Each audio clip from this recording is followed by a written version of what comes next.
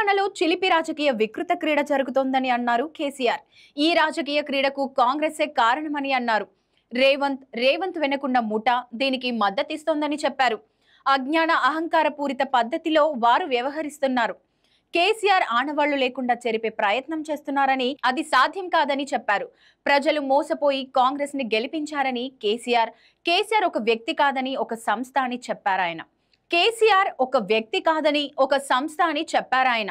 శూన్యంలో నుంచి సునామీ సృష్టించనున్నారు. ఒక పార్టీ స్థాపించి ఆ పార్టీని ఒక సుడిగాలిగా ఉద్యమ రూపంలో మార్చి అనుకున్న లక్ష్యాన్ని సాధించాలన్నారు కేసీఆర్. ఆ తర్వాత 10 ఏళ్లు జాతి, మతం, కులం అనే వివక్ష లేకుండా పాలన చేశానన్నారు.